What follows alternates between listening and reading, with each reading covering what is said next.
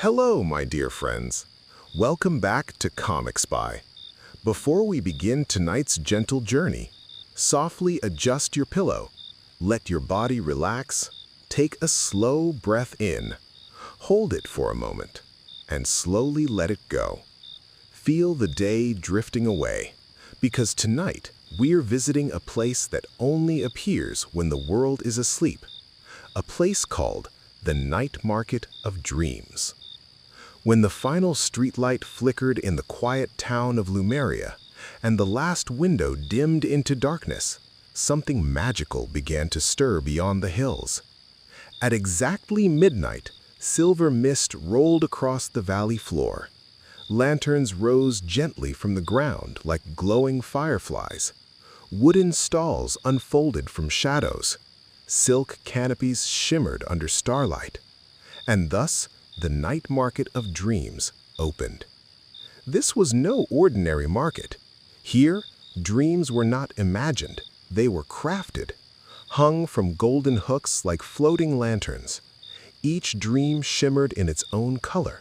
Soft blue dreams for peace, golden dreams for adventure, pink dreams for love, green dreams for healing. Every lantern contained a dream waiting to be carried into someone's sleep. And overseeing the market was a gentle old woman named Serafina Vale. Serafina had silver hair braided with tiny crystal beads that chimed softly when she moved. She wore a midnight blue cloak stitched with constellations. For centuries, she had become the keeper of dreams. Every night, she carefully arranged the lanterns. She whispered to them. She polished their glass. She listened to their soft humming. Because dreams were alive. They had feelings. They had memories. And they longed to be chosen. But on this particular night, something unusual was happening. Near the very end of the market, hidden behind the brighter lanterns, there was one dream that did not glow. It did not shimmer. It did not hum happily like the others. Its light flickered faintly, silver and pale. And whenever someone approached it, the lantern gently swayed away, as if refusing to be held. Serafina noticed. She always noticed. She walked slowly toward it, her cloak brushing the mist. "My little one," she whispered softly, "why do you hide?" The lantern dimmed further, and for the first time in centuries, a dream refused to be sold. Part 2. The Boy Who Could Not Dream. In a small cottage on the edge of Lumeria lived a quiet 12-year-old boy named Elias Rowan. Elias used to dream vividly. He once dreamed of flying above oceans, of building cities in the clouds, of hearing whales sing beneath moonlight. But 1 year ago, something changed. After losing his father, his dreams slowly faded. At first, they became blurry, then shorter, then darker, until finally, they stopped altogether. Every night, Elias lay awake, staring at the ceiling. The stars outside his window felt distant. Sleep felt empty. His mother would gently tuck him in. "Sweet dreams," she would whisper. But Elias would simply nod, because he no longer believed dreams visited him. What Elias didn't know was that Serafina watched children who had stopped dreaming. She felt their silence. She heard their quiet nights. And tonight, as she touched the flickering silver lantern, she saw his face within it. The unsold dream trembled.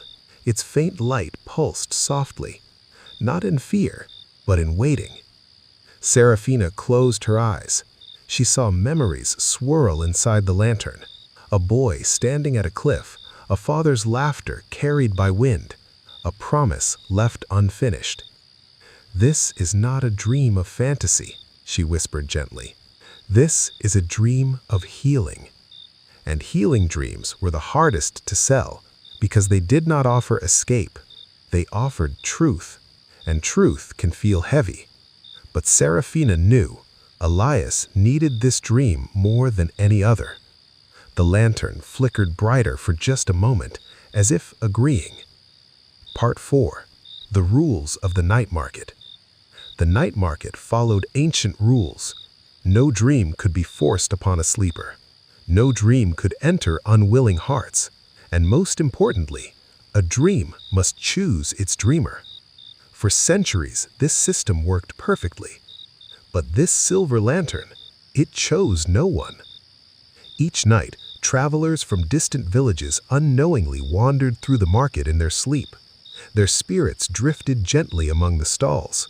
They examined lanterns, touched their warm glass, selected dreams, and returned home before dawn. But whenever a drifting spirit came near the silver lantern, it dimmed, it withdrew, it whispered, "Not yet." Serafina grew concerned. Dreams that remained unsold too long began to fade, and fading dreams dissolved into stardust. She sat beside the lantern. "My dear," she whispered, "what do you wait for?" The lantern glowed faintly. Then, inside its glass, an image formed. Elias, standing alone beneath a gray sky, holding something invisible in his hands. Serafina understood.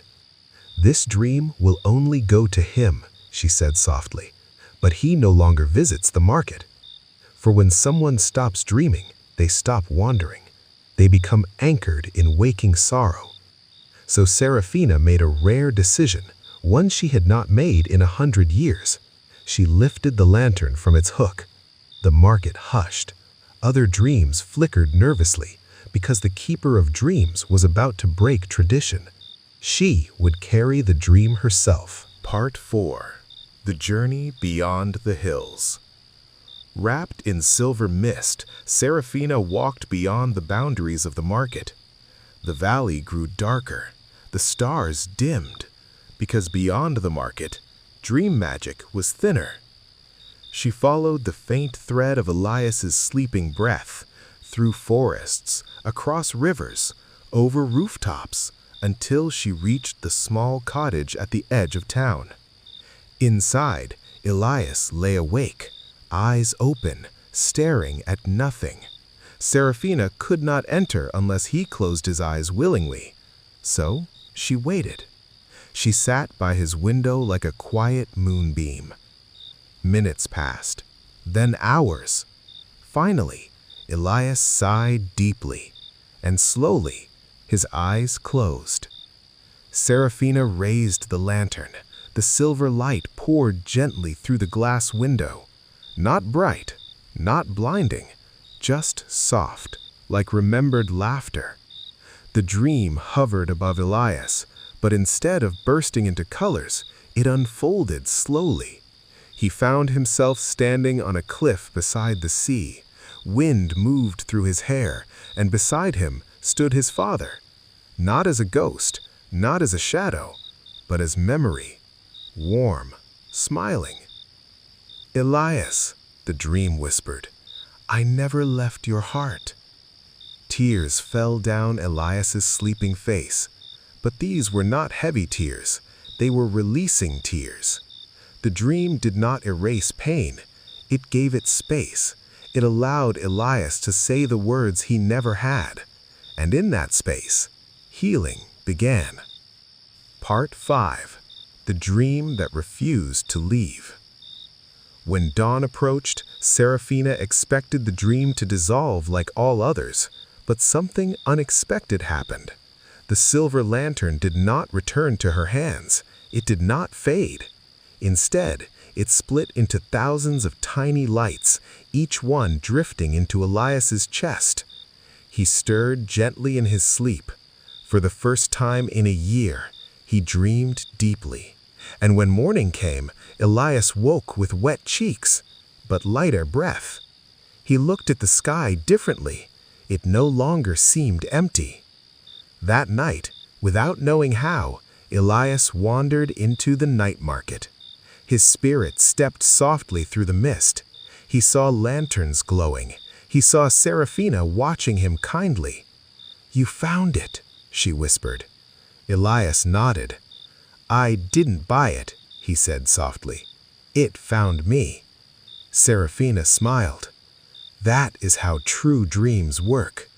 The other lanterns shimmered brighter because they had witnessed something rare, a dream that refused to be sold because it was never meant for many.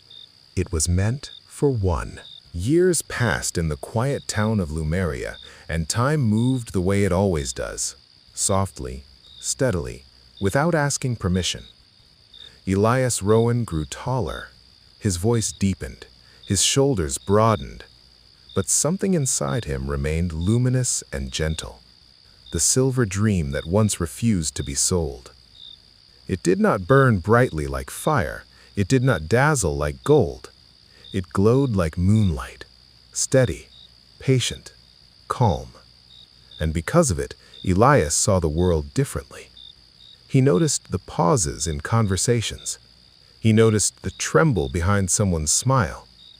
He noticed the weight people carried when they thought no one was watching. He began to understand something important. Dreams are not decorations of sleep. They are quiet conversations between the heart and the soul. The art of listening. Elias became a painter, yes, but more than that, he became a listener. Before painting, he would sit quietly in a room. He would listen to the silence. He would listen to the way light entered through windows. He would listen to the memory in a wooden chair. Because everything carries memory. Everything carries feeling. And when he painted, silver light often found its way into the smallest corners of his canvas. A soft glow near a horizon. A lantern barely visible behind a doorway. A shimmer in reflected water. People who saw his paintings felt something stir inside them. Some cried without knowing why. Some slept better after seeing his art. Some forgave someone they had held anger toward for years. And Elias understood. The silver dream had not ended. It had expanded. The midnight pull. One night, years after the first healing dream, Elias felt it again. That gentle pull. Not sadness, not longing, but invitation. His body lay peacefully in bed, but his spirit rose like mist. He drifted beyond the hills without effort.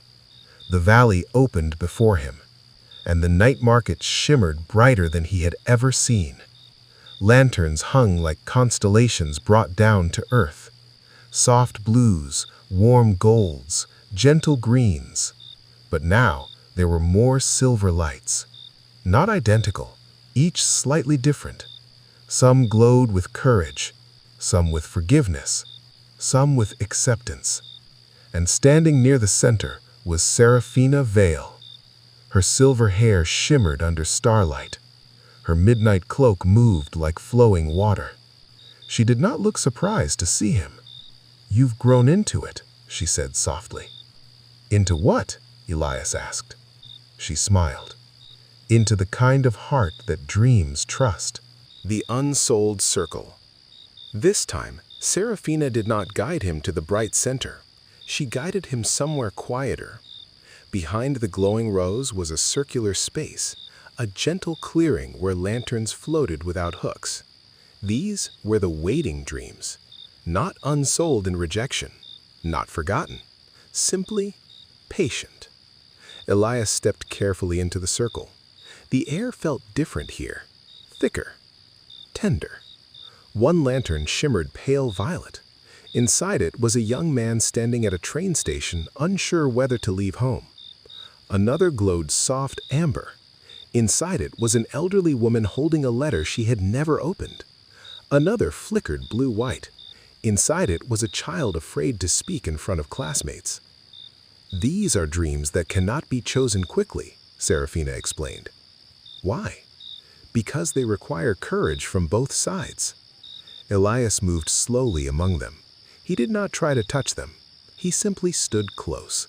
And as he did, something remarkable happened. They brightened, not dramatically, just slightly, as if his presence steadied them. Seraphina observed quietly. "You see?"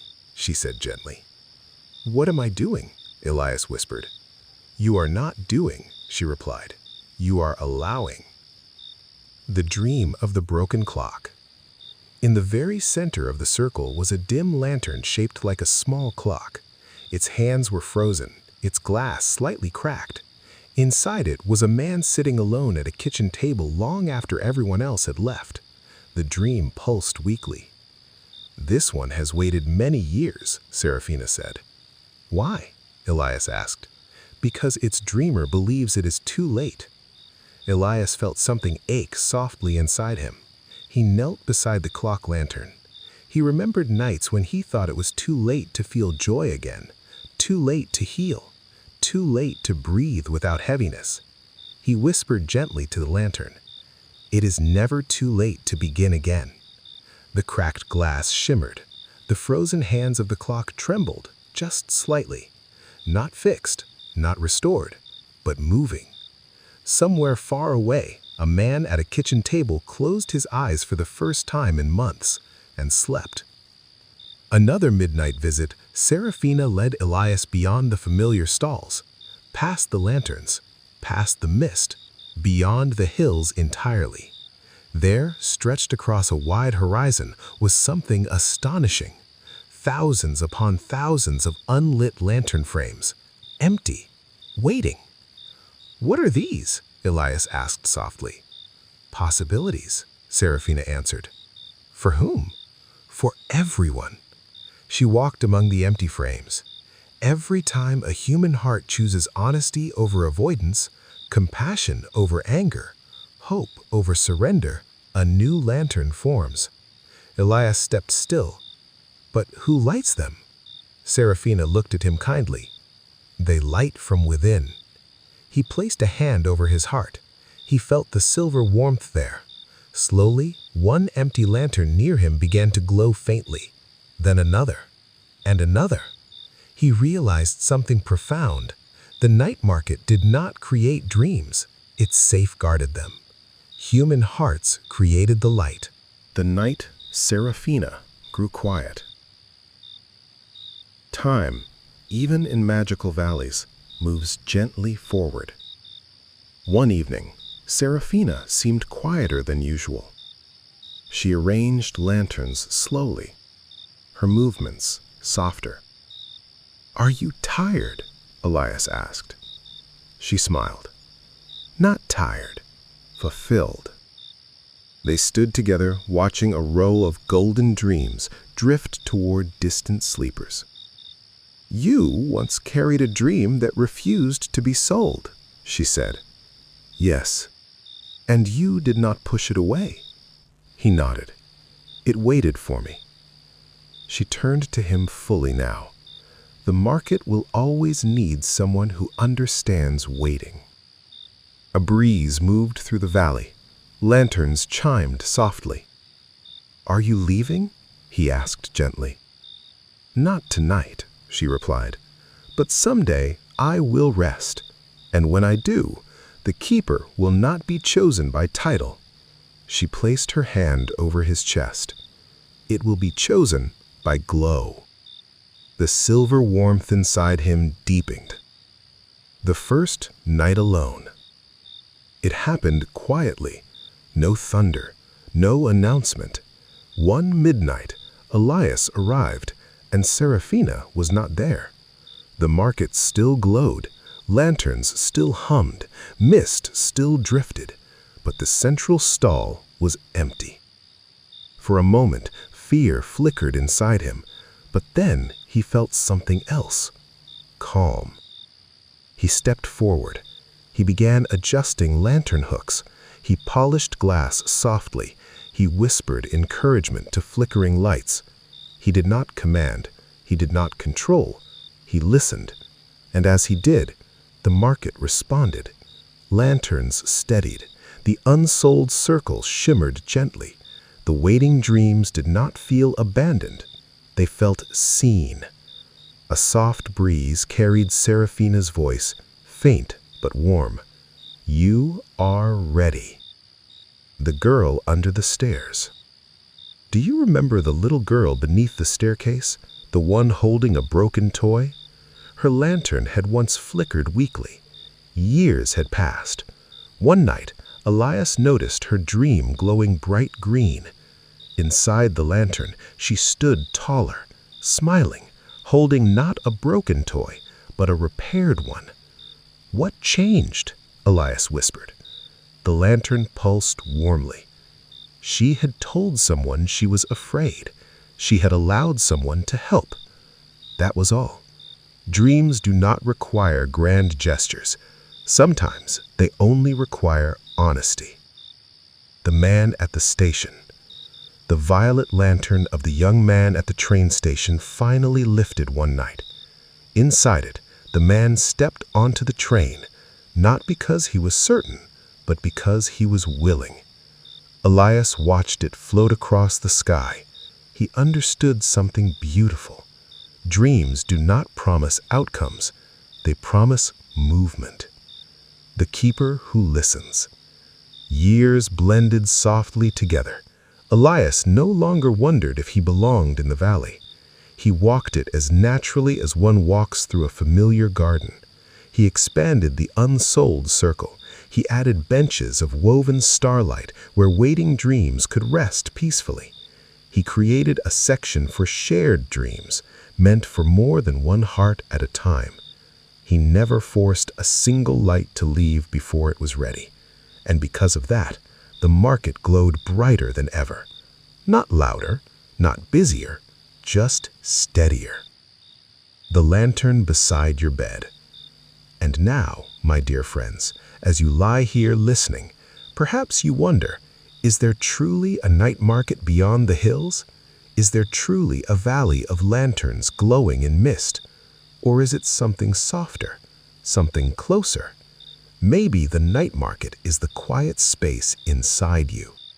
Maybe Serafina was the voice of patience you once ignored. Maybe Elias is the part of you that learned to stay when things felt heavy. Maybe the lantern that refused to be sold was the healing you were not ready to accept, until you were. Look gently at your own heart tonight. Is there something flickering there? Something unsold? Something waiting, not because it is unwanted, but because it is sacred. Some dreams take time.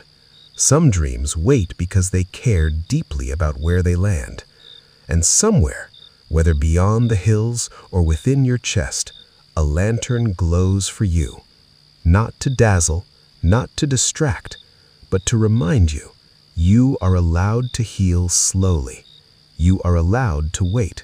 You are allowed to begin again. The night market still glows. It glows when someone forgives. It glows when someone asks for help. It glows when someone breathes through pain instead of running from it. It glows when you choose softness over silence. And it will continue to glow for as long as hearts remain brave enough to rest. Now, let your breathing slow. Let your thoughts become lanterns drifting gently across dark water. Imagine silver light near your pillow, warm, steady, patient. If there is a dream waiting for you, it will not rush, it will not demand.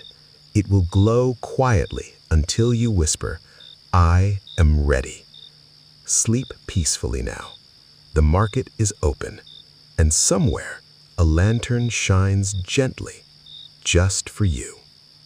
Good night.